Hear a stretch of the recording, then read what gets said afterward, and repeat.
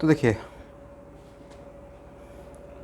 Student, delta G equal to delta H minus T delta S, तो ये हम लोग सेकेंड लॉ ऑफ थर्मोडायनेमिक्स में भी देख चुके थे, राइट। वहाँ पे ही आपको एक में प्रूफ कर दिया था डिराइव करके, करेक्ट ना। उसके बाद डेल्टा जी के बदले माइनस एन एफ ई से लिख सकते हैं। ए माइनस बाहर निकल जाएगा तो क्या हो जाएगा, minus becomes plus n F del E by del T, right. Delta S equal to from equation first and third, अगर इन दोनों को मिलाते हैं तो डेल्टा जी इक्वल टू इतना लिख सकते हैं। तो डेल्टा एच इक्वल टू कितना हो जाएगा, इस तरफ जाएगा तो प्लस हो जाएगा, करेक्ट ना। और डेल्टा जी के बदले क्या पुट कर देंगे, minus n F E cell, n F common ले लेंगे तो T del E by del T minus E cell, जहाँ पे डेली बाई डेल टी को क्या पढ़ते हैं, del E by del T. तो जो इसका मीनिंग है, इसका मीनिंग तो स्लोफी है ना। इसको हम लोग बोलते हैं potential gradient with respect to temperature. क्या पढ़ेंगे, it is also known as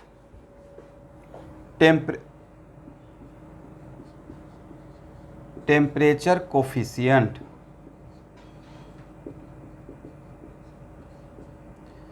और sometimes delta E by delta T भी रहेगा, तो ये रहेगा average temperature coefficient, right. Average, it is kind of average slope.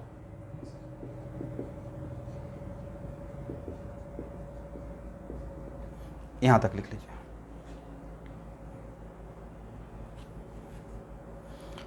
तो सर मेरे काम का कौन सा रहेगा, तो आपके काम का रहेगा एक जिसमें मैं स्टार लगा रहा हूँ। ऐसे तो सारा इक्वेशन ऑलरेडी पढ़ाया हुआ है, राइट। मेरे अकॉर्डिंग तो पूरा डेरिवेशन ही शॉर्ट नोट्स में रख लीजिएगा, ठीक है।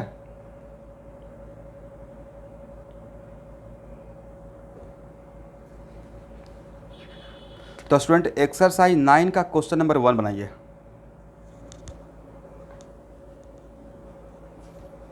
इसको हटा। अच्छा अभी तो 2 मिनट ऐसे भी टाइम मिलेगा आपको। जब तक बाकी लोग लिख लिए हैं तो एक्सरसाइज 9 का क्वेश्चन नंबर 1 और 2 बनाएंगे, ट्राई करेंगे।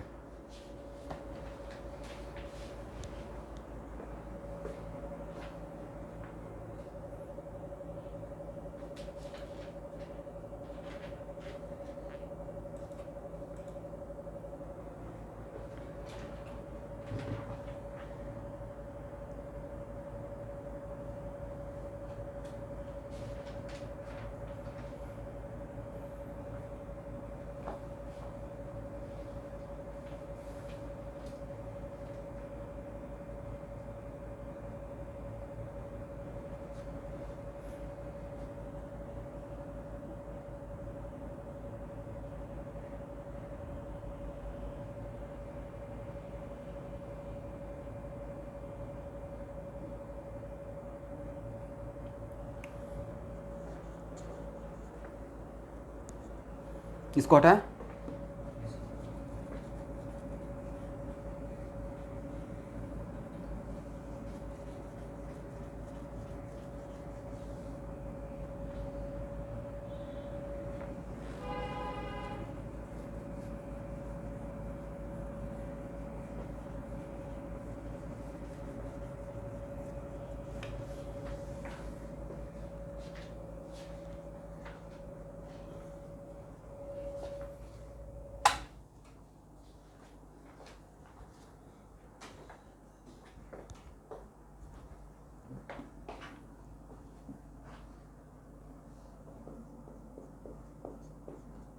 हाँ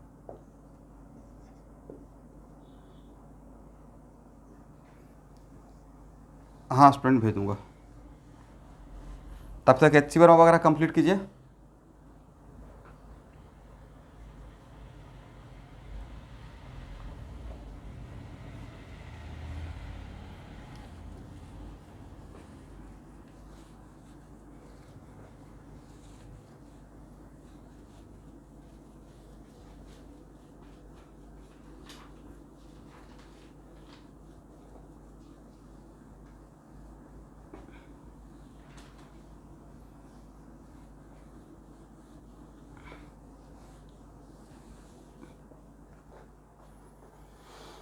क्वेश्चन बन गया, आंसर आ गया।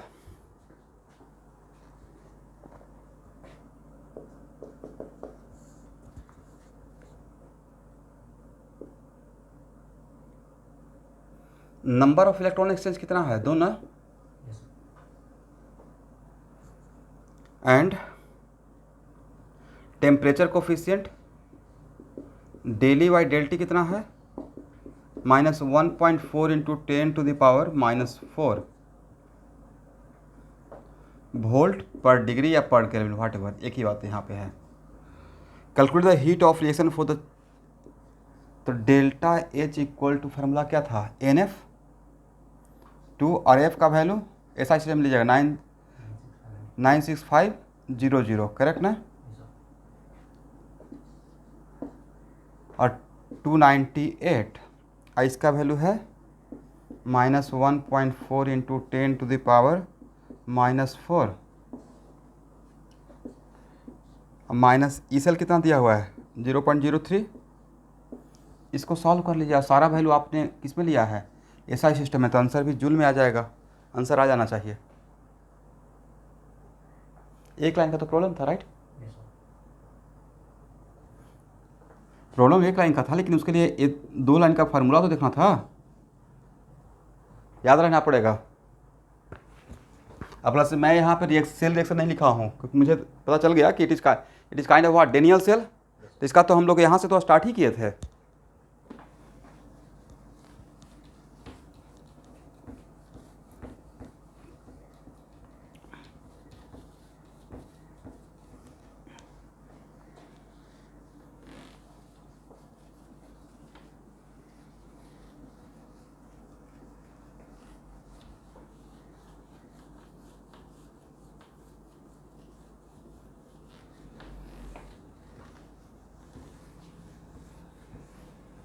चलिए क्वेश्चन नंबर 2, एनीवन जिनका आंसर आ गया,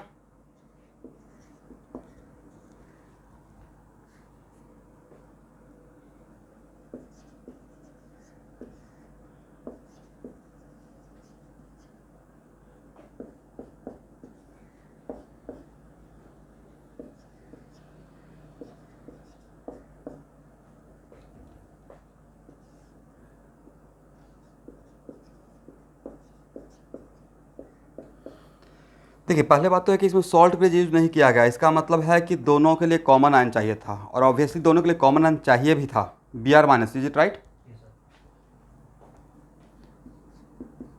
OH में क्या हो रहा है, OH में हो रहा है Ag convert Ag plus Br-, correct, converted into AgBr,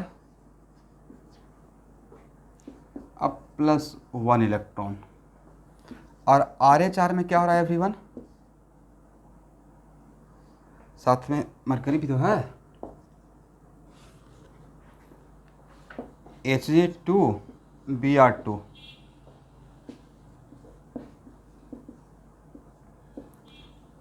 Hg अब प्लस 2Br-, इसमें 2 से मल्टीप्लाई करके ऐड करेंगे, करेक्ट ना, ये हम मर्क्यूरस ब्रोमाइड ऐड कीजिएगा तो जो इसको कैंसिल कर सकते हैं, बोलिए क्यों कैंसिल कर सकते हैं, दोनों के लिए, दोनों जगह के लिए Br- तो सेम ही है, सेम कंटेनर का, तो इसका कॉन्सेंट्रेशन सेम ही रहेगा, राइट। तो ओवरऑल नेट रिएक्शन कितना हो गया, नेट रिएक्शन 2Ag अब प्लस Hg2Br2 2AgBr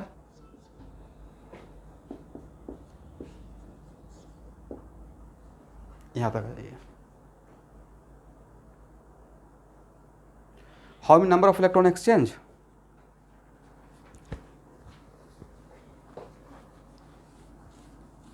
तो number of electron exchange n का वैल्यू 2 हो गया, n का वैल्यू 2 है, और यहाँ पे delta E by delta T निकालना पड़ेगा, नहीं एवरेज, नॉट इंस्टेंटेनियस, करेक्ट। तो कितना रहेगा स्टूडेंट, 0.07 और माइनस 0.066 और डिवाइडेड बाई 303 और माइनस 293, ये वैल्यू हम लोग कैलकुलेट कर लेंगे। नेक्स्ट निकालना क्या है, ओनली डेल्टा एस ना, तो डेल्टा एस के लिए फार्मूला क्या था, -NF डेली बाई डेल्टी, तो यहाँ पे लिखेंगे plus NF delta E by delta T, यही था ना, और 296,500 और delta E by delta T how much,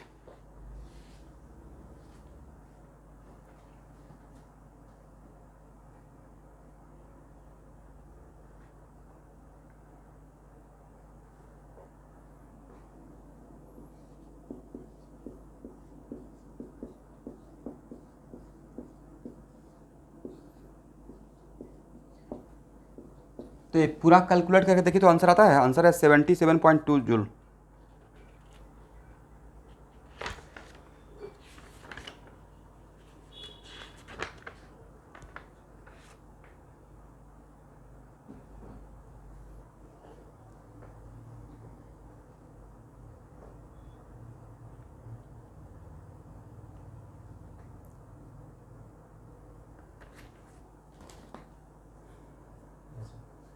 आ गया, वेरी गुड। इसको हटाएं एवरीवन।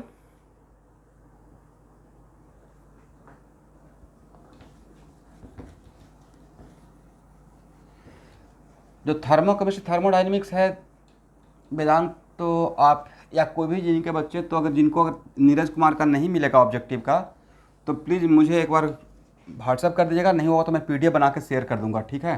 प्रिंट आउट निकाल लीजिएगा। क्या आप लोग को नहीं मिला तो मैं शेयर कर दे दूँगा, लेकिन वो कंपलसरी नहीं है। This is only compulsory for those who are desperately want to crack IIT advance, तो उनके लिए वो सही रहेगा। अदरवाइज जितना आपके पास टास्क दिया गया है वो बनाइए, लेकिन जो एडवांस के लिए बहुत हाई प्रैक्टिस चाहिए भाई। मतलब आपको बिल्कुल एक होता है ना, सोना तब के एकदम चमकता है, कुंदन बनता है, उस टाइप का बनना पड़ेगा। मतलब बहुत माइंड का भी शार्प हो जाना पड़ेगा क्वेश्चन बनाते बनाते, और स्पीड भी बहुत होना पड़ेगा। सारा क्वेश्चन लगेगा ऐसा लगना चाहिए देखा हुआ है, बनाया हुआ है, इस टाइप का क्वेश्चन मैं कॉन्सेप्ट जानता हूँ। क्वेश्चन का पढ़ते ही मैकेनिज्म समझ आया, अच्छा ऐसे ऐसे करना है क्वेश्चन में।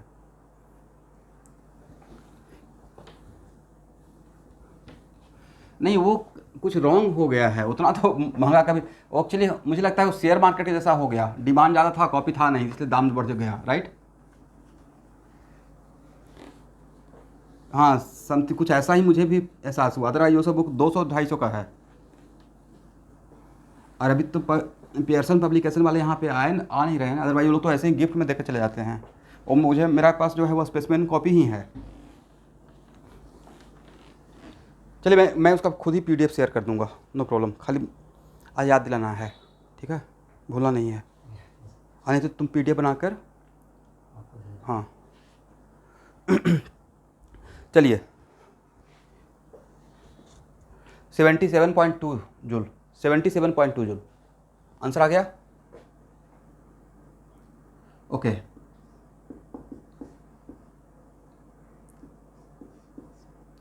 एक्सरसाइज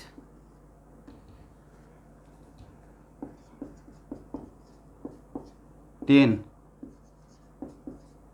ओनली फॉर इंजीनियरिंग, जो मेरा क्लास असाइनमेंट में है, सारे इंजीनियरिंग के बच्चे इसको बनाएंगे, एक एक प्रॉब्लम, ठीक है? अच्छा कलेक्शन है। और मेडिकल वाले इसको छोड़ देंगे, बिल्कुल नहीं टच कीजिए।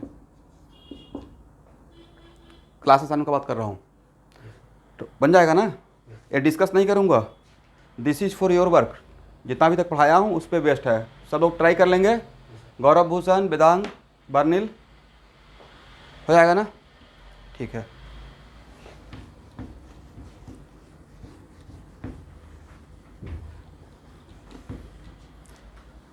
तो स्टूडेंट, अब हम लोग इलेक्ट्रोकेमिस्ट्री का 70% पार्ट कवर कर दिया। अब हम लोग पढ़ने जा रहे हैं,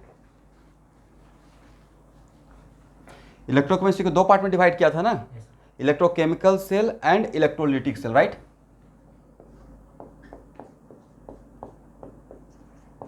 electrolysis.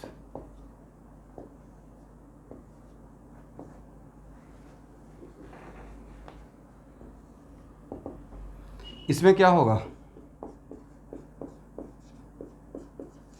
Electrical energy converted into what? Chemical energy. और यहाँ पे कौन सा करंट का सप्लाई करेंगे? अल्टरनेटिंग करंट नहीं। अल्टरनेटिंग करंट अगर डायरेक्ट भेज दिया जाएगा तो थोड़ा चार्ज होगा, थोड़ा डिस्चार्ज हो जाएगा, उल्टा हो जाएगा, राइट? अल्टरनेटिंग करंट में ऐसे होता रहता है ना, तो net amount of charge in one complete cycle तो जीरो ही नजर आएगा, करेक्ट? दैट्स वाई यहाँ पे हम लोग क्या करते हैं, डायरेक्ट करंट यहाँ भेजेंगे। तो इसका मतलब इलेक्ट्रिकल एनर्जी कन्वर्ट, इसका मतलब this is the case of what? This is the case of charging of battery, right.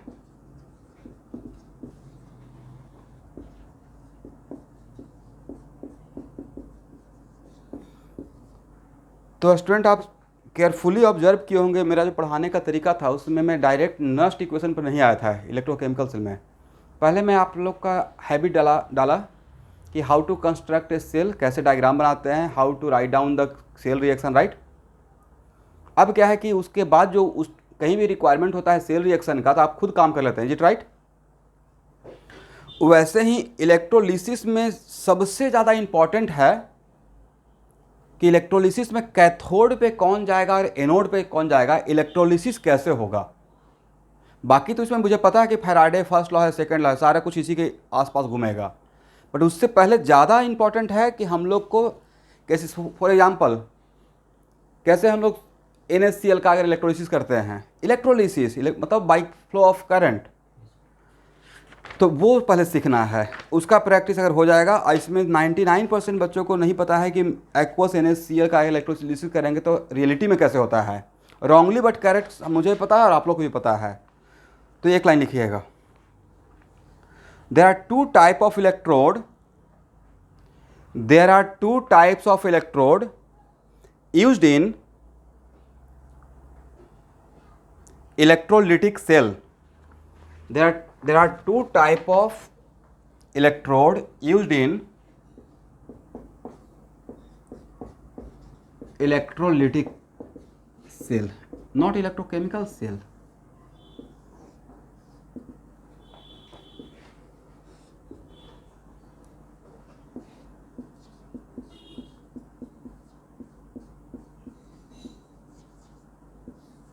मुझे एक का नाम मैंने क्या लिखा,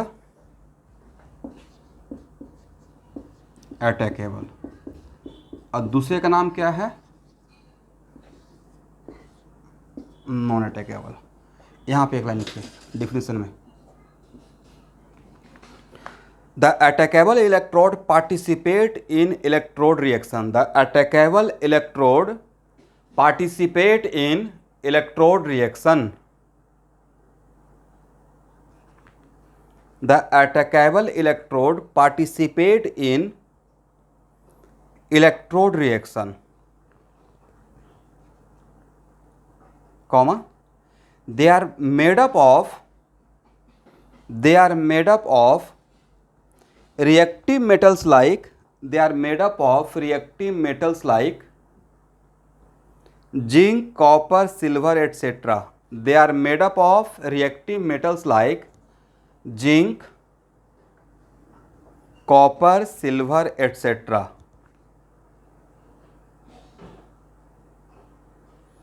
They are made up of reactive metals like zinc, copper, silver, etc. लिख पाए, comma, in such electrodes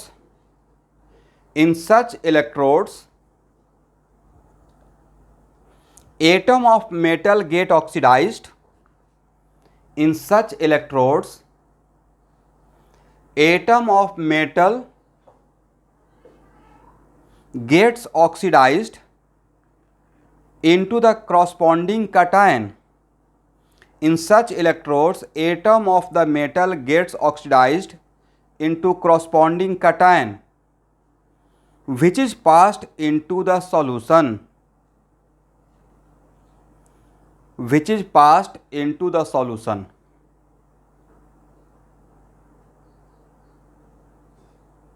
full stop. Yes, in such electrodes atom of metal gets oxidized into corresponding cation which is passed into the solution, ठीक है। तो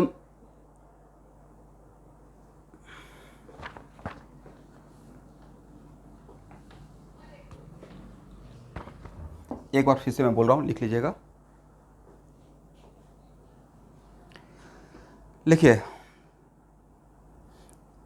The attackable electrodes participate in electrode reaction. They are made up of reactive metals. They are made up of reactive metals like zinc, copper, silver etcetera. Full stop. पहले लिख लीजिए फिर मैं समझाऊंगा. In such electrodes atom of the metal gets oxidised. In such electrodes, atom of the metal gets oxidized into the corresponding cation, which is passed into the solution. Which is passed into the solution. Full stop. Such anodes get dissolved. Such anodes get dissolved, and their mass decreases. And their mass decreases.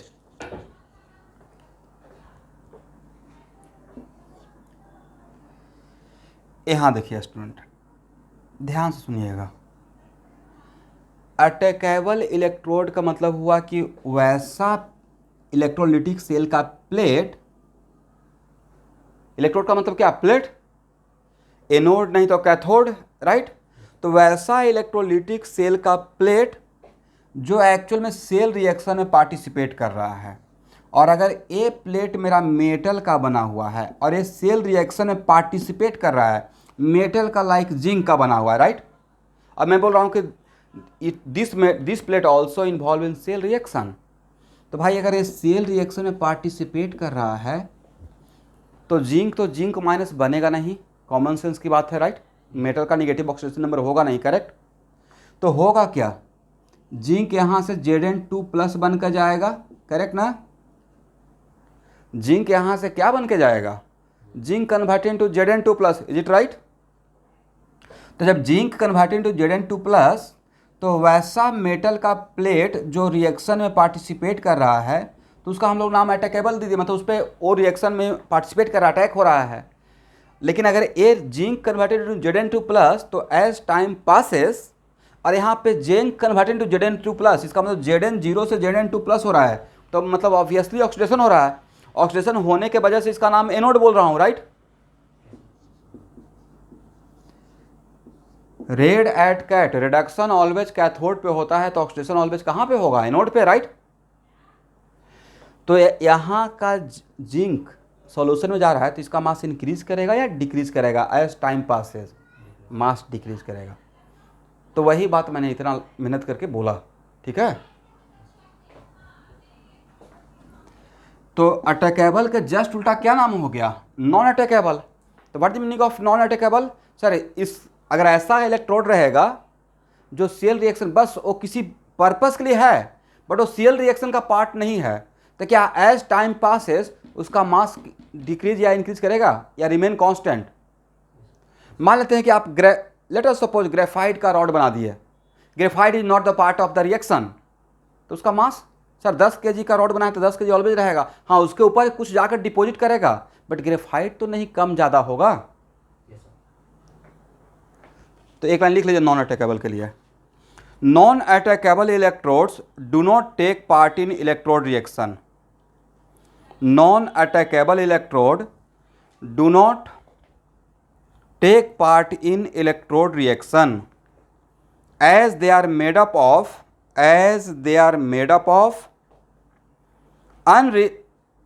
do not, एक बार एकदम ध्यान से सुनना है. Non attackable electrode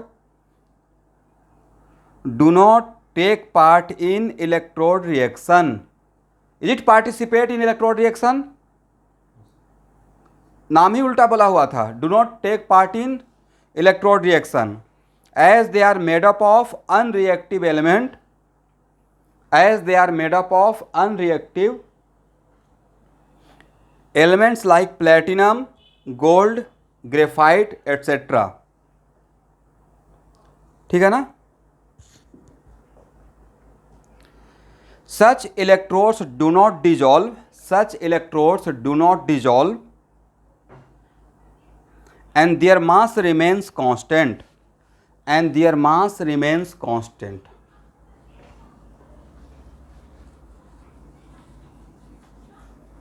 बस इतना सा definition था स्टूडेंट। इलेक्ट्रोलिटिक सेल में 2 टाइप का इलेक्ट्रोड, और यहाँ ध्यान से सुनना है, यहाँ जो कॉन्सेप्ट दे रहे हैं मेटालर्जी में बहुत जगह पे यूज होगा, ठीक है।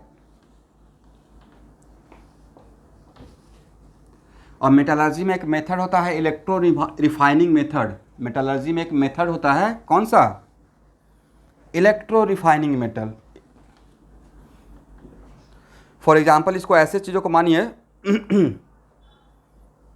कि मान लेते हैं कि आपने यहाँ सुनना है, मान लेते हैं आपने किसी प्रोसेस से, मेटालर्जी तो समझते हैं ना, मेटल का एक्सट्रैक्शन, ये आपके चैप्टर में बहुत इंपॉर्टेंट चैप्टर था, पता नहीं कि अभी है या नहीं है बोर्ड में, पिछले साल नहीं है लेकिन आपका कॉम्पिटिटिव एग्जाम में है, कॉम्पिटिटिव एग्जाम में भर के है, और वहाँ से एक क्वेश्चन रखा रहता है, और जब जिस तरीके से मैं पढ़ाता हूँ तो क्वेश्चन बन के भी आ जाता है, इसलिए वहाँ के लिए श्योर रहिए कि वहाँ पे है।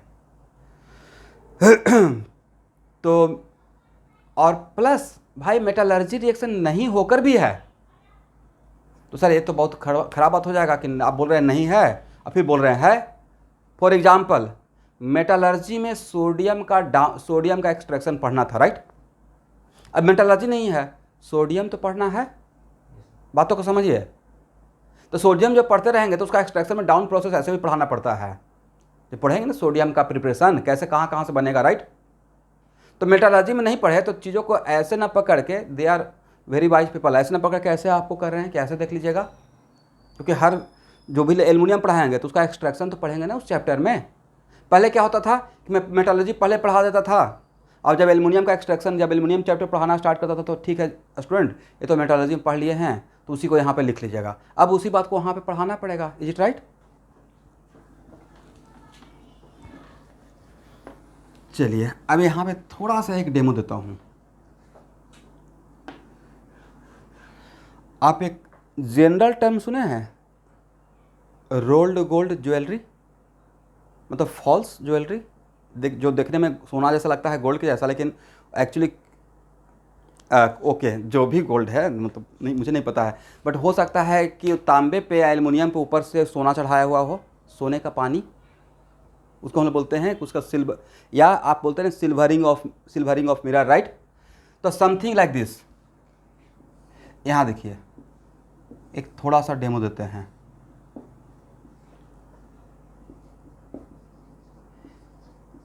ये मेरा है इम्प्योर सिल्वर, करेक्ट।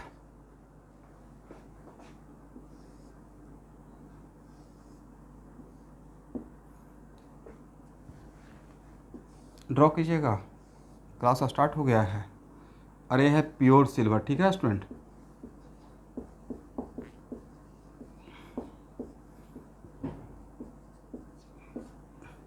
और किसी मेथड से मैंने सिल्वर का एक्सट्रैक्शन कर लिया, तो एक्चुअली मेटलर्जी में क्या होता है कि मेटल को आप मेटल का एक्सट्रैक्शन कर लिए लार्ज स्केल पे, तो लास्ट में हम लोग क्या होता है ना अल्ट्रा प्योर सिल्वर, तो हम लोग उसको प्यूरीफाई करते हैं कि कुछ जो भी इम्प्योरिटी 2% 1% रह गया है उसको भी प्यूरीफाई करने का मेथड है। पहले तो लार्ज स्केल पे फाइंड आउट कर लिए, तो यहाँ से और यहाँ पे सिल्वर नाइट्रेट का एक्वस सॉल्यूशन, तो सिल्वर नाइट्रेट का मतलब है कि Ag प्लस और NO3 माइनस, करेक्ट ना। और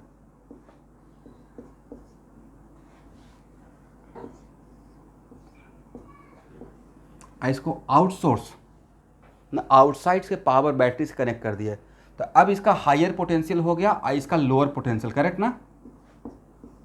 इसका हायर पोटेंशियल और इसका lower potential, but higher potential और लोअर पोटेंशियल होने से क्या डायरेक्टली आप बोल देंगे एनोड है कैथोड है, ये नहीं बोलेंगे।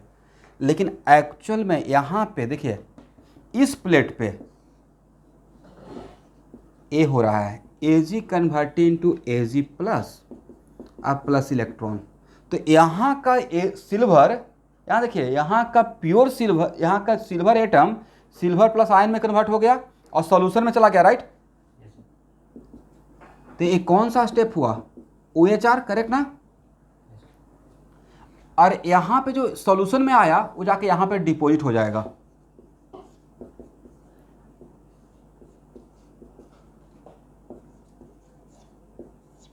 तो इसका नाम हो गया RH, समझ गए। इसका मतलब है कि यहाँ पे इसका नाम क्या है, एनोड, और इसका नाम क्या हो गया, कैथोड। कैथोड क्यों हुआ, क्योंकि यहाँ पे कैथोड क्या इसलिए हुआ क्योंकि यहाँ पे माइनस साइन था, या कैथोड इसलिए हुआ क्योंकि यहाँ पे रिडक्शन हो रहा था, correct.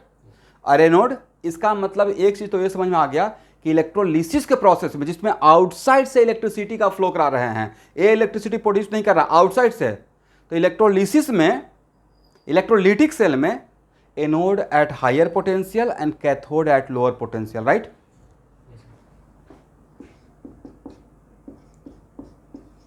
Electrolytic cell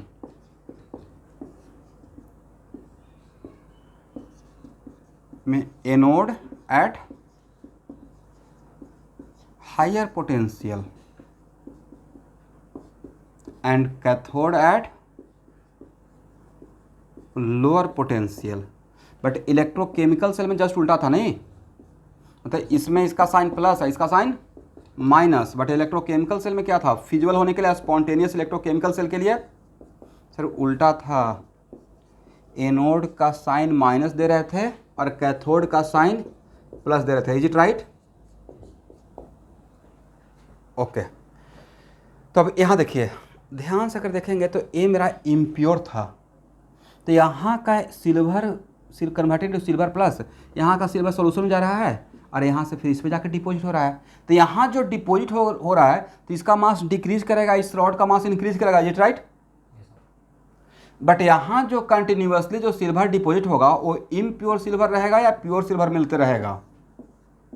pure silver. और यहाँ पे जो इम्प्योरिटी रहेगा, यहाँ पे जो इम्प्योरिटी रहेगा वो सर इस प्लेट के नीचे आके जमा होता रहेगा, राइट? इस प्लेट के आके नीचे जमा होते रहेगा, करेक्ट, जिसका नाम होता है, बोल, वेरी गुड, एनोड मड।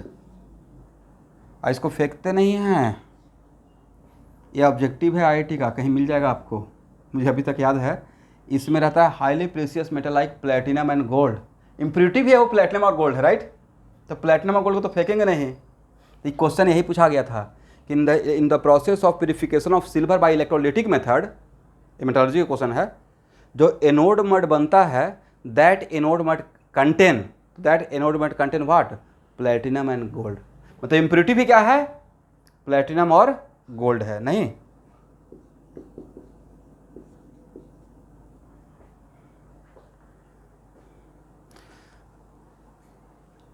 एक क्वेश्चन आपका लॉजिकल है, मतलब मैं खादान का माइंस का एक्सट्रैक्शन कर रहा हूँ, वहाँ से आया होगा, किसी भी तरीके से मेटलर्जी में एक्सट्रैक्शन किए होंगे, राइट? ठीक है ना? हो सकता है कि आसपास गोल्ड और प्लेटिनम भी रहा होगा और इसमें थोड़ा बचा रह गया अंदर में, ऐसा तो एलवाई बन के तो हो सकता है ना?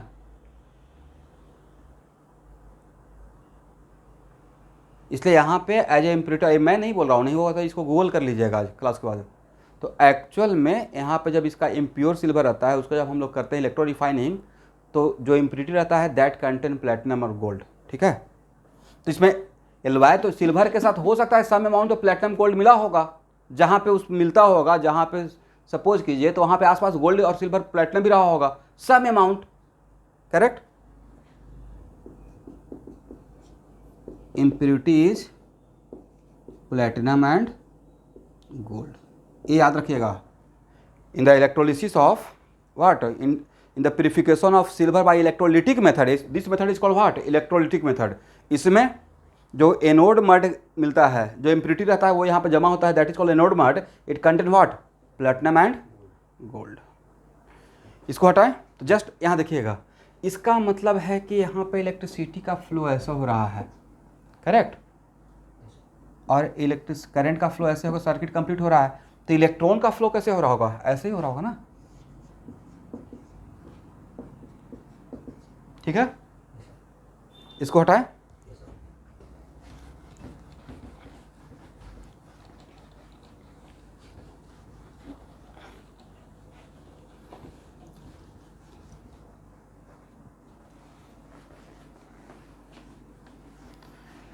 अब लिखिए some important example of electrolysis, some important example of electrolysis.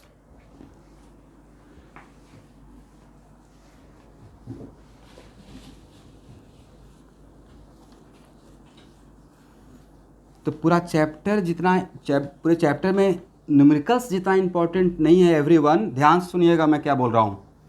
पूरे चैप्टर में न्यूमेरिकल्स आपसे तभी बनेगा जब इलेक्ट्रोलिसिस का सेल रिएक्शन लिखने आएगा, करेक्ट। तो सेल रिएक्शन का मतलब यू हैव टू डिसाइड कि कैथोड पे कौन जाएगा और एनोड पे कौन जाएगा, करेक्ट। इसका मतलब सबसे पहले हम लोग को we have sufficient idea, at least इतना आइडिया हम लोग के पास हो जाना चाहिए कि इलेक्ट्रोलिसिस के प्रोसेस में एनोड और कैथोड पे, एनोड है मेरा पॉजिटिव प्लेट और कैथोड है निगेटिव प्लेट, कौन किस पे जाएगा। अगर एक सॉल्यूशन के अंदर इलेक्ट्रोलिसिस आप करना चाह रहे हैं तो उसमें एनोड प्लेट और कैथोड प्लेट, ये अगर आपको आइडिया हो गया तब जाकर आगे न्यूमेरिकल्स बनाने में बहुत सही रहेगा। अदरवाइज कुछ न्यूमेरिकल्स बनेगा और कुछ नहीं बनेगा, क्योंकि सारे ईच एंड एवरी न्यूमेरिकल्स में you have to write down the electrolysis reaction, right.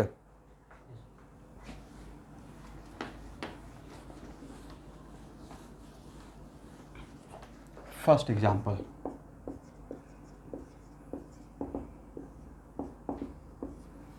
देखिए इलेक्ट्रोलिसिस ऑफ मोल्टेन NaCl।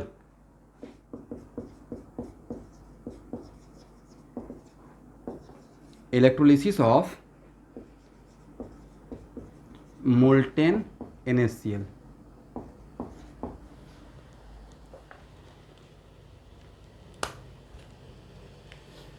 नहीं, टॉपिक मेरा कुछ नहीं है, बस टॉपिक ये है some important example of electrolysis, some important examples of electrolysis, correct ना। उसमें पहला एग्जाम्पल मैंने क्या लिया है, electrolysis of molten NaCl। What the meaning of molten NaCl?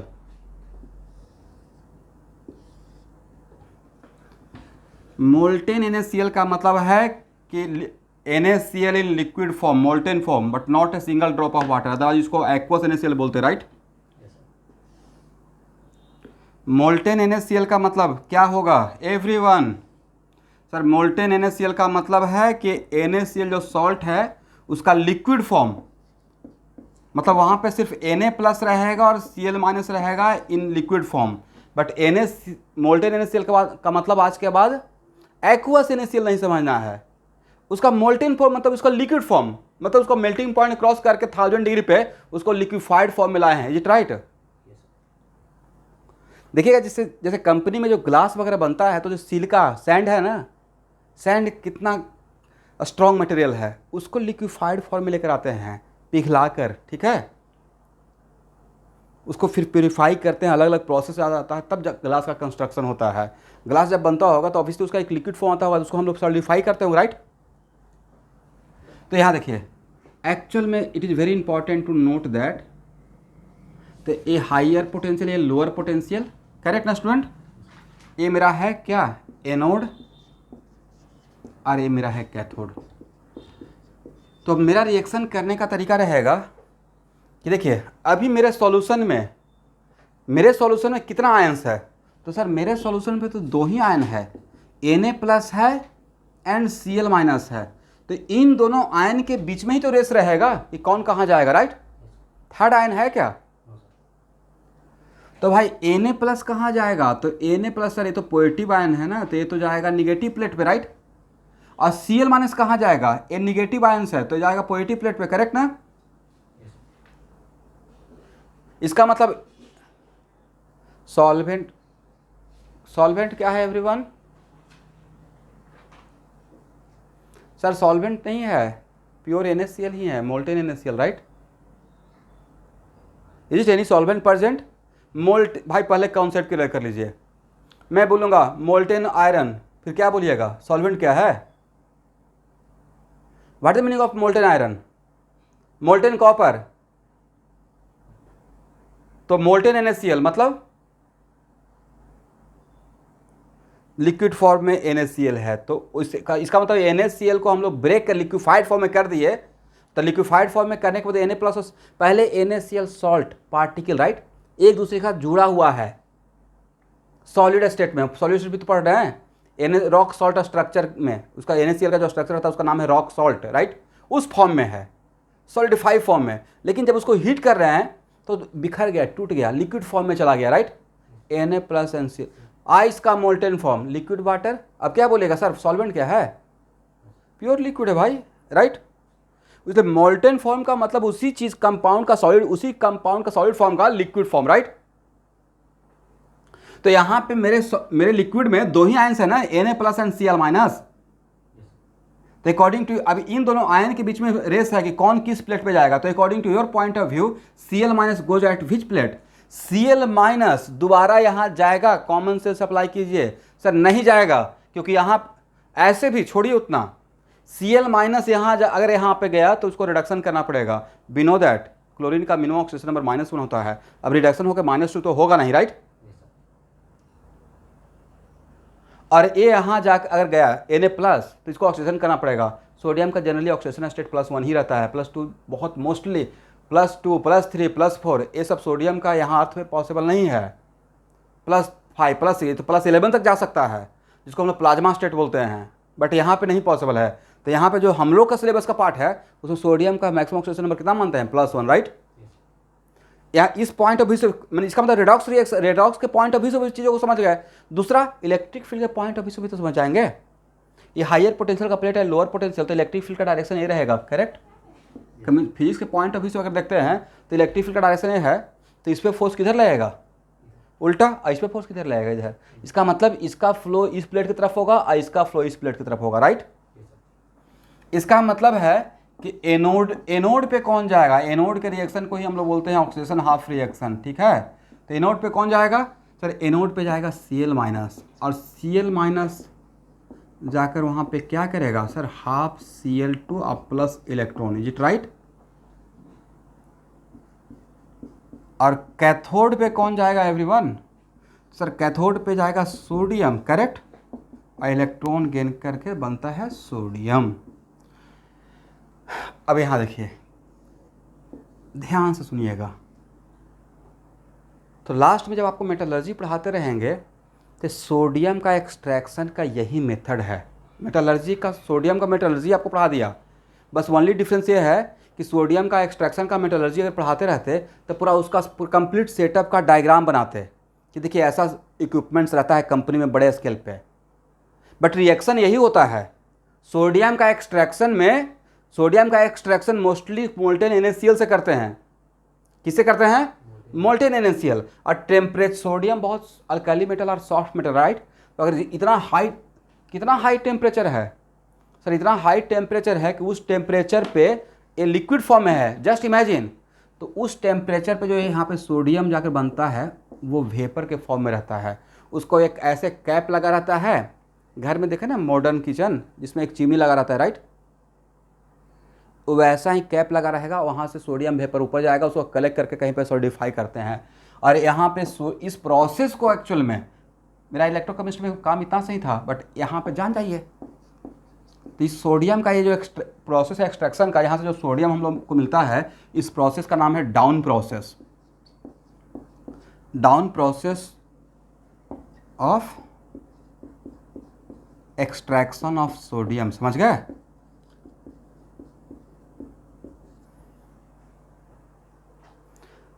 तो देखिए कंप्लीट सेल रिएक्शन ये था, समझ गए एवरीवन।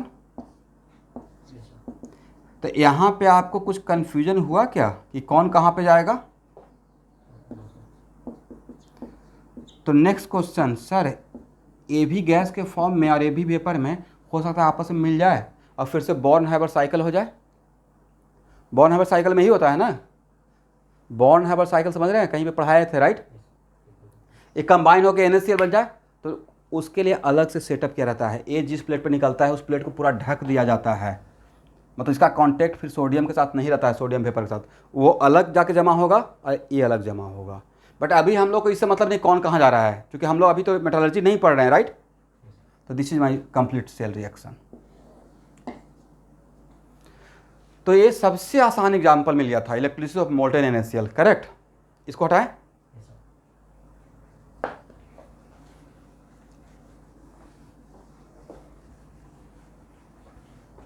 प्रोसेस का नाम क्या है, इस प्रोसेस जो सोडियम के लिए अगर पढ़ेंगे आगे चलकर याद रहेगा, सिर्फ याद करने का 4 मार्क्स मिल जाएगा। Down process,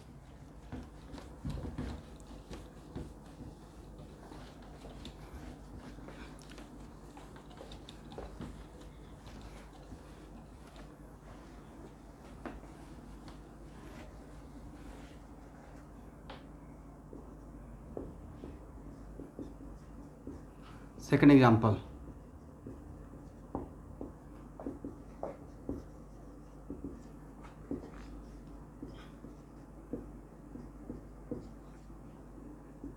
electrolysis of aqueous NaCl।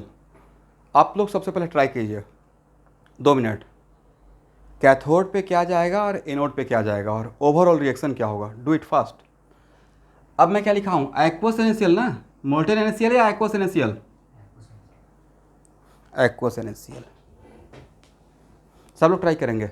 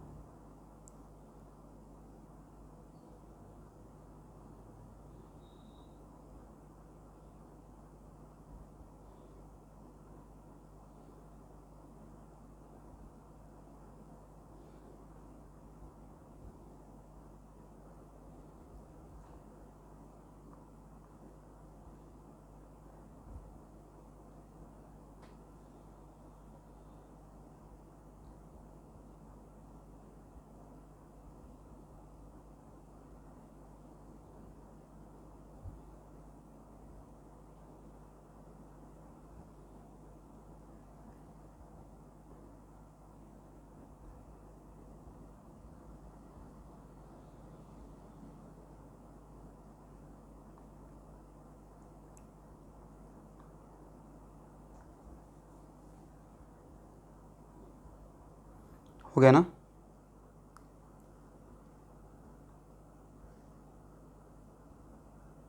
बोले तो नीलांजन, क्या क्या लिखे हैं?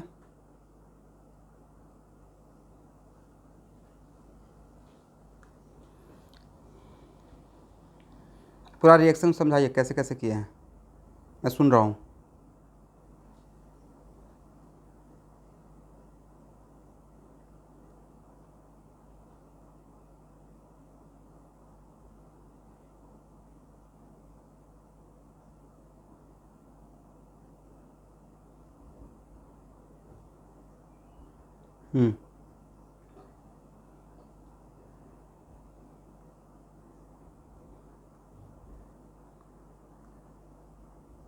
बाकी लोग स्टूडेंट,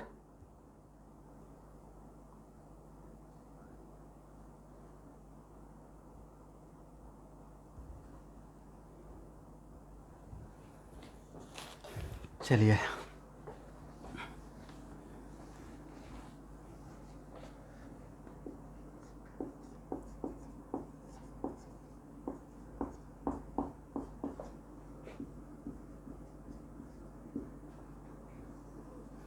यहाँ देखना है,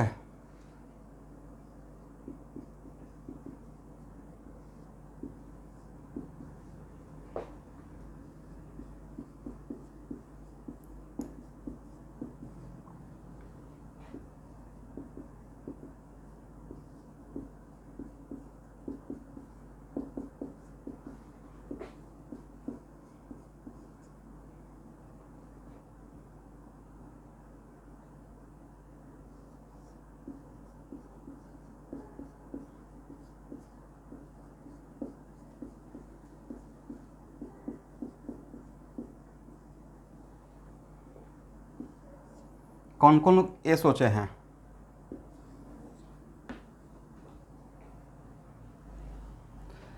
तो 90% जनता ये सोचे हैं और आप सही भी हैं, बट ऊपर में हेडिंग क्या लिखा हुआ है? गलती से सही हो गए हैं, wrongly but correct. Na plus aqueous plus Cl minus aqueous. तो एनोड पे आप ये सोचेंगे पहले सोडियम बन गया, चारों तरफ वाटर है, तो ऑब्वियसली सोडियम वहाँ पे क्या होगा, Na उसमें कन्वर्ट होकर हाइड्रोजन गैस देगा, ये सही भी है। तो ओवरऑल हम लोग को मिलेगा क्या? हाफ Cl2 अब प्लस हाफ H2 अब प्लस वहाँ पे सॉल्यूशन में और क्या रहेगा स्टूडेंट? ओवरऑल। तो सोडियम और सोडियम तो कैंसिल हो गया ना, अगर ऐड करेंगे तो, अगर ऐड भी करते हैं तो सोडियम और सोडियम कैंसिल, और NaOH स्ट्रॉन्ग इलेक्ट्रोलाइट है, NaOH is a strong electrolyte, is it right? तो Na प्लस और OH माइनस, तो क्या यहाँ का Na प्लस से यहाँ का Na प्लस माइनस कर दें? तो ओवरऑल मुझे में क्या मिलेगा? Cl माइनस अब प्लस H2O। ये समझ में आया कि यहाँ का Na प्लस को यहाँ के Na प्लस के साथ कैंसिल क्यों कर रहे हैं? तो ओवरऑल हाफ Cl2 अब प्लस OH माइनस अब plus half H2, is it right? Overall ये हुआ है नहीं? चलिए देखिए,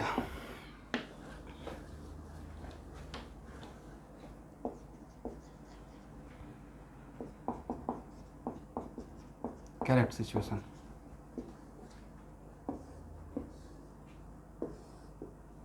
नहीं लिखिए, एक आप यूज कर सकते हैं, इसलिए मैंने बोल दिया कि सही है, लेकिन वे गलत तरीका जो हम लोग किए हैं वो एक्चुअली गलत है। मतलब आप यूज कर सकते हैं, जैसे ऑर्गेनिक केमिस्ट्री में मैं रॉन्गली बट करेक्ट इस मेथड का भी यूज कर लेता हूँ कॉल्वे इलेक्ट्रोलिसिस में, और ऐसा करूँगा भी, क्योंकि ओवरऑल हम लोग को तो यही नज़र आएगा। अगर इनसाइड का स्टोरी नहीं जानेंगे तो ओवरऑल हम लोग को ये नज़र आएगा। ओके,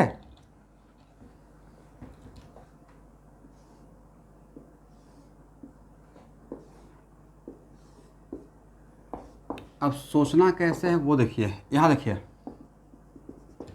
मेरे सॉल्यूशन में क्या है? Na प्लस है, Cl माइनस है, राइट? एक्वस Na प्लस है और एक्वस Cl माइनस है, इज इट राइट? और ए है हायर पोटेंशियल, ये है लोअर पोटेंशियल। तो सबसे पहले स्टूडेंट आज के बाद अगर ये देखना है कि रेस में एक्चुअल मेरे पास कौन कौन सा पार्टिकल है, ये पहले डिसाइड करना है। मेरे पास पार्टिकल कौन कौन सा था? मेरे पास पार्टिकल Na प्लस है, इट राइट? मेरे पास पार्टिकल Cl माइनस है, करेक्ट? मेरे पास पार्टिकल H2O है, अब मेरे पास पार्टिकल H प्लस है, अब मेरे पास पार्टिकल OH माइनस है। देखिए तो मैंने सही लिखा, जहाँ पे वाटर है वहाँ पे H प्लस OH माइनस तो पक्का रहेगा। क्यों? क्योंकि water aqueous solution of NaCl neutral होता है, स्ट्रॉन्ग सॉल्ट, स्ट्रॉन्ग एसिड और स्ट्रॉन्ग बेस का एक्वस सोल्यूशन न्यूट्रल होता है। बट न्यूट्रल होने का मतलब क्या? H प्लस 0 या H प्लस OH माइनस भी रहेगा।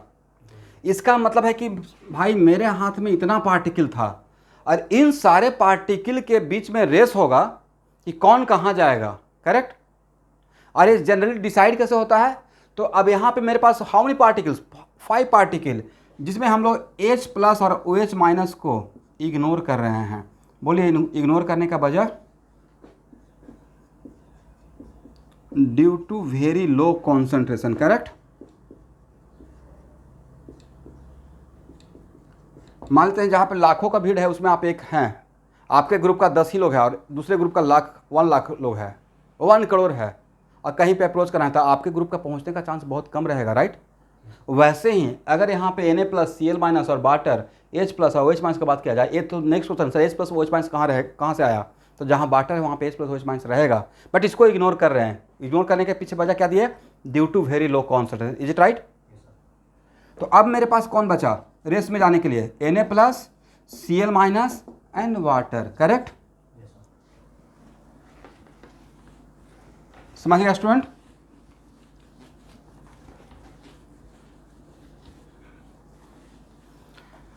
अब हम लोग कैथोड पे जाने के लिए देख रहे हैं। यहाँ देखिए कैथोड, तो कैथोड पे क्या होना है, कैथोड पे होना है रिडक्शन, करेक्ट। कैथोड पे होना है रिडक्शन, तो क्या कैथोड पे जाएगा, कैथोड पे जाने के लिए कैथोड पे जाने के लिए हम लोग इस Cl माइनस को नहीं सोचेंगे। रीजन, अब मेरे पास 3 ही बचा था, इन तीनों में देखना है कि कौन कहाँ जाएगा। तो कैथोड पे जाने के लिए Cl माइनस को इग्नोर कर रहे हैं। सर Cl माइनस का फर्दर रिडक्शन पॉसिबल नहीं है, ऑलरेडी अपना लोएस्ट ऑक्सीडेशन स्टेट में, इज इट राइट। इसका मतलब कैथोड के लिए इसको सिलेक्ट नहीं किया, बट Na प्लस और वाटर तो हो सकता है एवरीवन। इसका मतलब कैथोड प्लेट पे जाने के लिए अब 2 लोग रेस में है, Na plus and water, correct. और Na प्लस और वाटर में कौन ज़्यादा फास्टली कैथोड पे जाएगा या कौन ज़्यादा प्रेफर करेगा, रेस में कौन दूसरे को पीछे करके आगे निकल जाएगा, it also depends on it's reduction potential, is it right. अगर Na प्लस और वाटर में जिसका रिडक्शन पोटेंशियल ज़्यादा रहेगा उसका रिडक्शन होने का चांस ज़्यादा रहेगा। क्या मैंने सही बोला? लॉजिक ये है ना कि कैथोड के लिए 2 सिलेक्शन में आया, राइट। अब इन दोनों में जाकर वहां पे होना है रिडक्शन, तो अगर वाटर का रिडक्शन पोटेंशियल सोडियम प्लस से अगर ज़्यादा रहेगा तो who will preferably more goes at cathode, किसका चांस ज़्यादा रहेगा, किसका प्रोबेबिलिटी ज़्यादा रहेगा रिडक्शन होने का, एट कैथोड प्लेट। तो सर जिसका रिडक्शन पोटेंशियल ज़्यादा रहेगा, तो सर ये तो बड़ा लेंदी रहेगा, तो ऑब्वियसली लेंदी है, बट उस केस में आपको डेटा दिया रहेगा इसका रिडक्शन पोटेंशियल का और इसका रिडक्शन पोटेंशियल का। और लास्टली इस टाइप का सिचुएशन हम लोग के पास मिलेगा, इसलिए हम यहाँ पे स्पेशली मैं इसको डिस्कस कर रहा हूँ। और अगर एक्वस NaCl का डिस्कस कर दिया तो एक्वस KCl का ही आपको आइडिया लग जाएगा, एक्वस NaBr का भी आइडिया लग जाएगा, ये राइट। बट सबसे बड़ा चीज़ था कि एक्चुअल में एनालाइज चीज़ों को कैसे करते हैं इलेक्ट्रोलिसिस में। अभी तक जो आप लिखे तो बचपन से तो हम लोग वो जानते ही हैं कि वो होता है, राइट। बट जो जानते थे वो सही प्रोसेस नहीं था, इलेक्ट्रोलिसिस के पॉइंट ऑफ व्यू से वो रॉन्ग प्रोसेस था, करेक्ट। इसका मतलब अब हम लोग यहाँ पे क्या प्रेफर करते हैं, दोनों का रिडक्शन पोटेंशियल देखते हैं। Na plus plus electron converted to what, sodium, right. तो एक्चुअल में सोडियम का टेंडेंसी क्या है स्टूडेंट, अल्कली मेटल का टेंडेंसी इलेक्ट्रॉन गेन करने का है या लूज करने का है। इसका रिडक्शन पोटेंशियल दिया हुआ है। आप लोग यहां तक समझ पाए कि मैंने क्या बोला?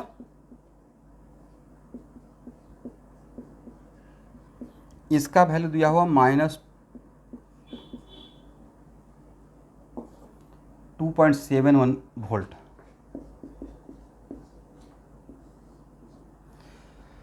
चलिए अब यहां देखिएगा, सबसे पहला क्वेश्चन, वाटर का रिडक्शन होगा तो वाटर के अंदर who is responsible for reduction.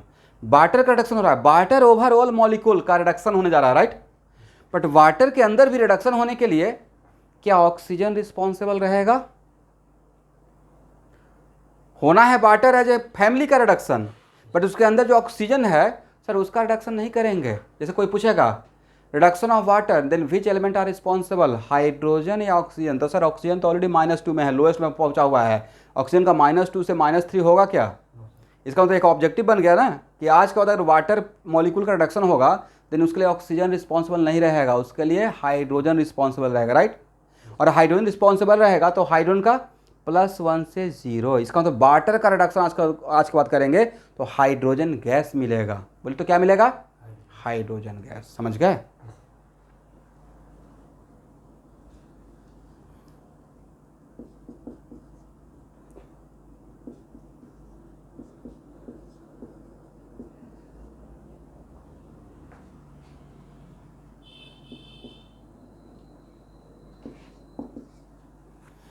देखिए तो बैलेंस है।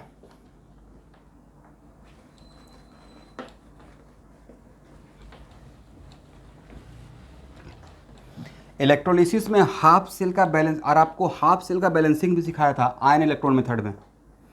चलिए यहाँ देखिएगा, तो H2O प्लस इलेक्ट्रॉन, तो आज के बाद और लिख लेना है, आज के बाद कहीं पे लिख लीजिएगा इस बात को कि वाटर का रिडक्शन होगा तो उसके लिए रिस्पॉन्सिबल हाइड्रोजन रहेगा, और वाटर का रिडक्शन होता है तो हाइड्रोजन गैस मिलता है, और सॉल्यूशन में क्या जाता है?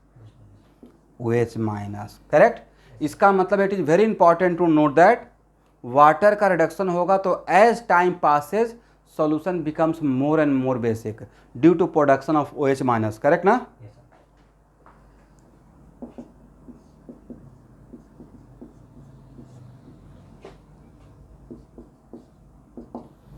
तो वाटर का रिडक्शन पोटेंशियल दिया हुआ है -0.88 वोल्ट।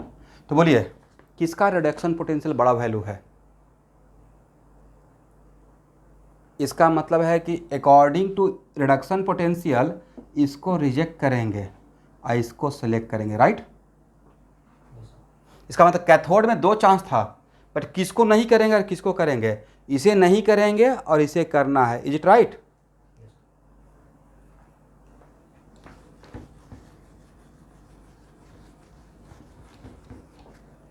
ये सबसे कंसेप्चुअल पार्ट है इस चैप्टर का, इलेक्ट्रोलिसिस का एग्जाम्पल को कंक्लूड करना।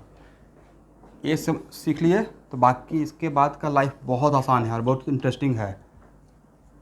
इसका मतलब कैथोड पे मैंने कंक्लूड किया कि वाटर का रिडक्शन करूँगा, ठीक है?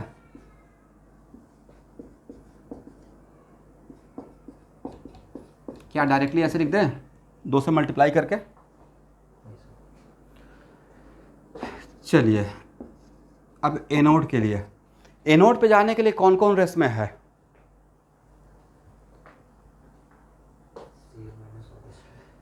Cl माइनस और अगेन वाटर, राइट? एनोड पे जाने के लिए ये दोनों अगेन रेस में है, Cl माइनस भी जा सकता है और वाटर भी जा सकता है, बट क्या एनोड पे Na+ जा सकता है? नहीं। Cl minus converted to half Cl2 a plus electron, correct?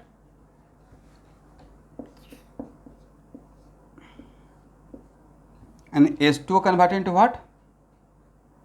अब नेक्स्ट क्वेश्चन फिर से इंटरेस्टिंग है। वाटर का ऑक्सीडेशन करेंगे तो कौन रिस्पॉन्सिबल है? वाटर का ऑक्सीडेशन के लिए क्या हाइड्रोजन रिस्पॉन्सिबल है? हाइड्रोजन ऑलरेडी +1 में है, राइट? वाटर में हाइड्रोजन का ऑक्सीडेशन अगर +1 है, ऑक्सीजन का -2, तो +1 से +2 होगा क्या हाइड्रोजन का? इसका मतलब आज के बाद वाटर मॉलिक्यूल्स का ऑक्सीडेशन करते हैं तो उसके लिए हाइड्रोजन रिस्पॉन्सिबल नहीं, उसके लिए ऑक्सीजन रिस्पॉन्सिबल रहेगा, करेक्ट? और दूसरी बात, वाटर का अगर ऑक्सीडेशन करेंगे तो ऑक्सीजन गैस मिलता है। क्यों? क्योंकि ऑक्सीजन ही अकेले रिस्पॉन्सिबल था। O2- से O2 में कन्वर्ट होता है, राइट?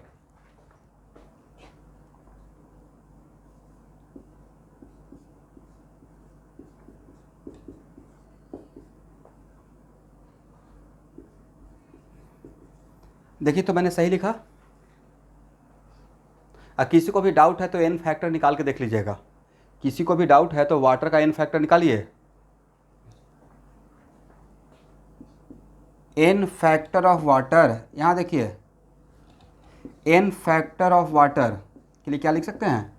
n फैक्टर सिर्फ 1 मॉलिक्यूल के लिए डिफाइंड है, राइट? तो n फैक्टर ऑफ वाटर के लिए कितना?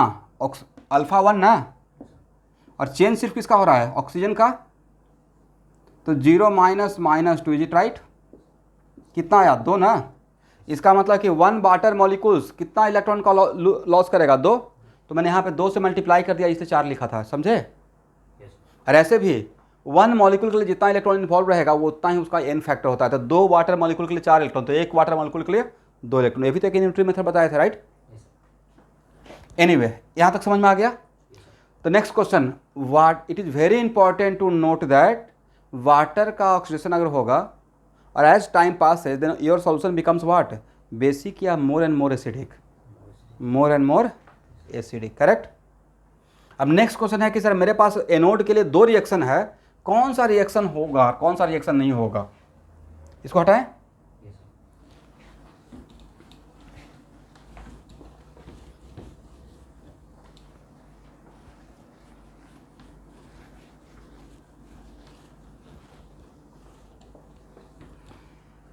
देखिए स्टूडेंट, इसका E nought value Cl minus converted to Cl2, इसका इनोट वैल्यू है -1.36 वोल्ट,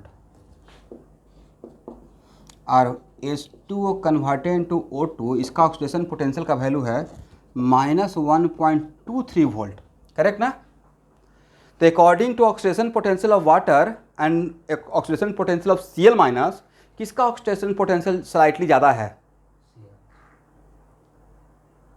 इस नहीं, इसका -1.23 और -1.36 में ये बड़ा है या ये बड़ा है?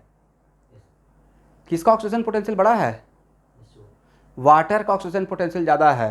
तो अकॉर्डिंग टू ऑक्सीडेशन पोटेंशियल किसको जाना चाहिए एनोड पे? किसका ऑक्सीडेशन होना चाहिए? वाटर का होना चाहिए, राइट। लिखिए एक line, according to oxidation potential values, according to oxidation potential values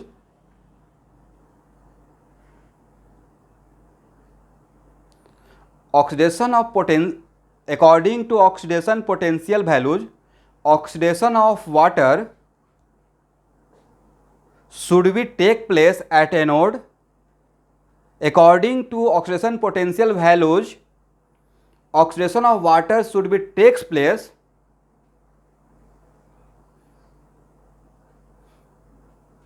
with respect to oxidation of Cl minus at anode with respect to Cl minus at anode, माने दोनों के कंपेरिजन में किसका होना चाहिए किसका नहीं होना चाहिए। तो according to this values water का होना चाहिए और Cl माइनस का नहीं होना चाहिए, is it right? But in reality oxidation of Cl minus will be take place, oxidation of Cl minus will be takes place. होना चाहिए था इसका, करेक्ट ना स्टूडेंट? बट ए नहीं होता है, रियलिटी में होता है ए। रीजन तो देखिए स्टूडेंट, रीजन के लिए भी जस्ट मैं व्हाट्सएप पे 2 फोटो भेजाऊँ खींचकर, दोनों को पहले लिखिए और तब मैं समझाऊंगा। मिला है?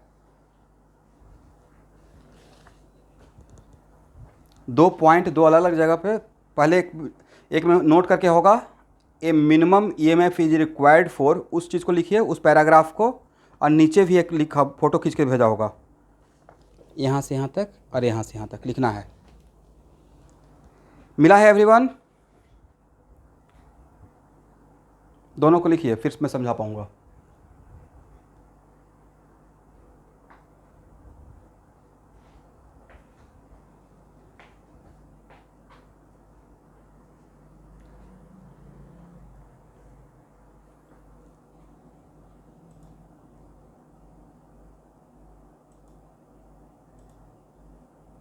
पहले जो नोट करके है ना, ए मिनिमम पोटेंशियल डिफरेंस, ए मिनिमम EMF,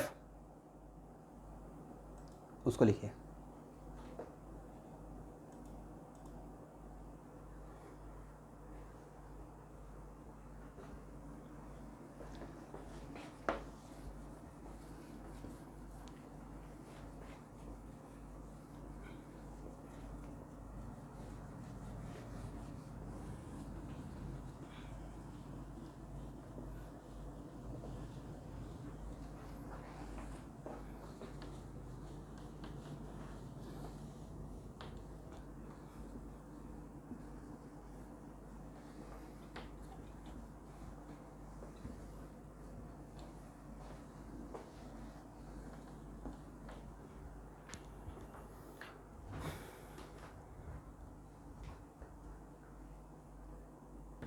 दो बैटरी है E1 और E2 और बीच में लेट अस सपोज कोई एक रेसिस्टर है। अगर E1 इक्वल टू E2 रहेगा तो क्या करंट का फ्लो ऐसे होगा? सर्किट में 0 हो गया ना। अगर E1 का वैल्यू और E2 का वैल्यू सेम हो जाएगा, राइट। इस केस में देखिए करंट इलेक्ट्रिसिटी में इतना तो पक्का जानते होंगे कि 2 बैटरी है और दोनों को अगर ऐसे कर दें और इसका वैल्यू अगर दे 2 वोल्ट का, ये भी 2 वोल्ट का, तो ये क्या हो गया, एक दूसरे को काउंटर कर दिया, कैंसिल कर दिया, राइट। करेक्ट है एवरीवन। लेकिन अगर E1 ग्रेटर देन E2 हो जाए तो फोर्सफुली कौन डोमिनेट करेगा? इसके अकॉर्डिंग करंट का फ्लो होगा।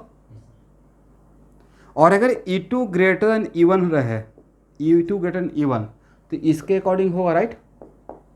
तो एक्चुअल में पहला ऑब्जेक्टिव ये हुआ कि इलेक्ट्रोलिसिस का फेनोमेना, इलेक्ट्रोकेमिकल सेल मेरे पास जो है वो it is kind of electrochemical cell. Electrolysis का फेनोमेना को स्टार्ट होने के लिए मिनिमम पोटेंशियल डिफरेंस एक्सटर्नली कितना होना चाहिए, मिनिमम, तो मिनिमम होता है ई नॉट सेल के बराबर। Minimum EMF supply externally should be greater equal to what, greater than equal to E naught cell. इसका मतलब minimum potential difference applied externally for just start the process of electrolysis is equal to E naught cell. But अगर यहाँ पे actual में अगर ई naught cell के बराबर करेंगे तो इलेक्ट्रोलिसिस का process is very very slow. तो 99.9% केस में जितना मिनिमम चाहिए उससे ज़्यादा हम लोग बाहर में लैब में पोटेंशियल डिफरेंस एक्सटर्नली सप्लाई करते हैं। आउटसोर्स जो पावर प्लग है वहाँ से हम लोग उससे बहुत ऊपर का पोटेंशियल डिफरेंस जितना मिनिमम चाहिए था उससे ज़्यादा, तो ओवर द पोटेंशियल डिफरेंस जितना रिक्वायर्ड है उससे जितना अमाउंट ऑफ ज़्यादा हम लोग सप्लाई करते हैं उसी को बोलते हैं इलेक्ट्रोलिसिस में ओवर वोल्टेज। एक 1 मार्क्स का बोर्ड में आया हुआ है कि what the meaning of over voltage in the process of electrolysis. तो what the meaning of over voltage, the minimum potential difference required, potential difference apply greater than minimum potential difference required are the called over voltage. एक concept, एक line clear हो गया? Over voltage का मतलब clear हुआ? सबसे पूछ रहे हैं भाई। ओके, नेक्स्ट रीजन है कि ओवर वोल्टेज रिक्वायर्ड क्यों होता है, प्रोसेस को फास्ट करने के लिए। अगर मिनिमम के बराबर ही सप्लाई करते रहेंगे तो प्रोसेस बिकम्स वेरी स्लो। तो ये तो समझ में, ये पहला पैराग्राफ जो भेजा था उसका मतलब आ गया। सेकेंड मतलब ये था कि एक्चुअल में जब हम लोग रिडक्शन पोटेंशियल या ऑक्सीडेशन पोटेंशियल के अकॉर्डिंग जो डिसाइड करते हैं कि कौन कहाँ पे जाएगा और कौन कहाँ पे नहीं जाएगा, तो रिडक्शन पोटेंशियल और ऑक्सीडेशन पोटेंशियल का मतलब है कि हम लोग थर्मोडाइनमिकली देख रहे हैं एनर्जी का प्रॉफिट और लॉस। क्योंकि हम लोग यहाँ पे क्या देखेंगे, आरपी देखेंगे, तो delta G equal to minus NF E naught cell करेंगे, ई सेल करेंगे, राइट। इसका मतलब है कि रिडक्शन पोटेंशियल या ऑक्सीडेशन पोटेंशियल देखकर डिसाइड करने का मतलब we are thinking about what, thermodynamically, मुझे एनर्जी का प्रॉफिट मैक्सिमम होना चाहिए। लेकिन आप थर्मोडाइनमिकली देख रहे हैं, करेक्ट, लेकिन उस प्रोसेस में हो सकता है कि 5 मिनट में 1 bubble of oxygen gas out हो रहा हो, उतना तो वेट कर नहीं सकते हैं। तो मेक द रिएक्शन फास्ट, हम लोग पोटेंशियल डिफरेंस को बढ़ाते हैं, ओवर वोल्टेज करते हैं। और जब ओवर वोल्टेज करते हैं तो Cl माइनस का ऑक्सीडेशन काइनेटिकली Cl माइनस ज़्यादा प्रेफरेबल हो जाएगा, even if Cl minus thermodynamically less prefer है, बट काइनेटिकली इसका ऑक्सीडेशन का रेट ज़्यादा हो जाता है। और उस टाइम पे Cl माइनस का ऑक्सीडेशन ज़्यादा होने लगता है विथ रिस्पेक्ट टू वाटर का ऑक्सीडेशन का। समझ में आया? इसका मतलब है कि Cl माइनस वहाँ पे क्यों आउट होता है, जब ओवर वोल्टेज करते हैं रिएक्शन को फास्ट करने के लिए। तो रिएक्शन को फास्ट करने के लिए, प्रोसेस को फास्ट करने ओवर वोल्टेज करते हैं, तो kinetically oxidation of Cl minus is more preferable with respect to oxidation of water. But thermodynamically कौन ज़्यादा प्रेफर था, जो हम लोग रिडक्शन पोटेंशियल देखकर डिसाइड करते हैं उस फैक्टर को बोलते हैं थर्मोडाइनमिकली, बिकॉज वहाँ से डेल्टा जी का बात करते हैं। बट ओवर वोल्टेज करने के बाद थर्मोडाइनमिक फैक्टर कहीं ना कहीं पीछे रह जाता है।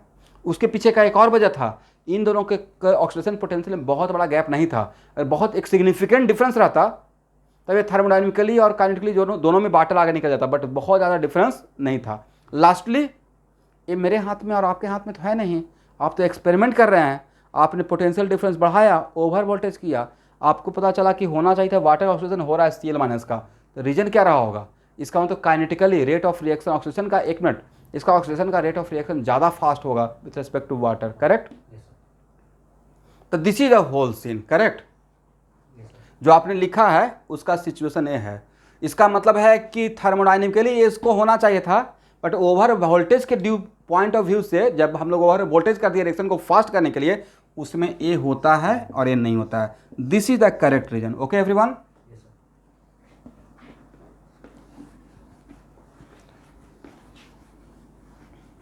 इसका मतलब लास्टली एनोड पे कौन जाएगा,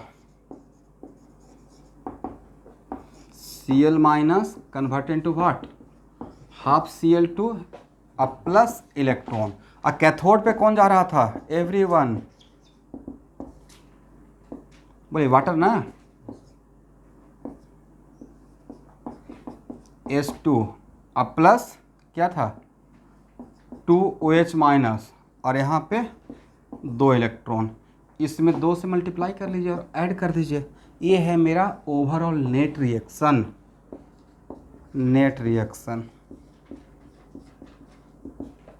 2Cl माइनस अब प्लस 2H2O, करेक्ट। Cl2 अब प्लस H2O, H2 अब प्लस 2OH माइनस। ये गैस कौन सा प्लेट पे आउट हो रहा है? एनोड पे। ये कौन सा प्लेट पे? कैथोड पे, करेक्ट। और ये कहाँ पे जा रहा है? सॉल्यूशन में, इज इट राइट? तो एक ऑब्जेक्टिव आप पकड़ लिए, ये बहुत फेवरेट ऑब्जेक्टिव है जेई का, कि एक्वस सॉल्यूशन ऑफ NaCl का इलेक्ट्रोलिसिस करते हैं और as time passes your solution becomes more and more basic due to production of what? OH minus. और OH माइनस का प्रोडक्शन एक्चुअल में किस प्लेट पे हो रहा था? OH माइनस का प्रोडक्शन कैथोड पे हो रहा था, राइट? तो आपने रॉन्गली बट करेक्ट से जो नेट रिएक्शन लाया और करेक्ट बाय करेक्ट इस इन सब चीज़ों को एक्सप्लेन करते हुए जो लाया, वो दोनों डिफरेंट है या ऑलमोस्ट सिमिलर हो गया था? इसलिए उसका भी आप यूज़ कर सकते हैं, बट एग्ज़ाम में बोर्ड में ऐसे करना पड़ेगा, ठीक है?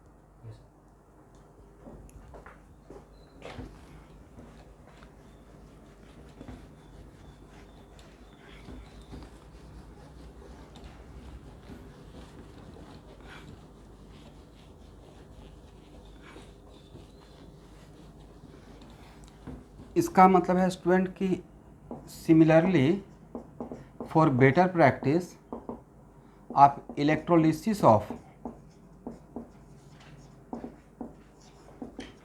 एक्वस NaBr कर सकते हैं या इलेक्ट्रोलिसिस ऑफ एक्वस KCl कर सकते हैं या इलेक्ट्रोलिसिस ऑफ एक्वस KBr कर सकते हैं। अगर इलेक्ट्रोलिसिस ऑफ एक्वस NaBr या इवन KCl करते हैं तो बोलिए कैथोड पे कौन जाएगा? Water, right? एनोड पे कौन जाएगा? वाटर ये जाएगा या Cl minus? Cl minus, correct. वैसे ही अगर इसका करते हैं कैथोड पे कौन जाएगा? वाटर। एनोड पे कौन जाएगा? Br minus, is it right?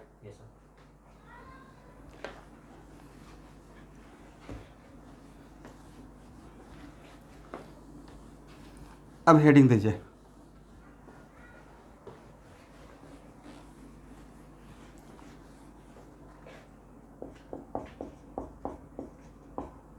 अभी एग्जाम्पल चलेगा,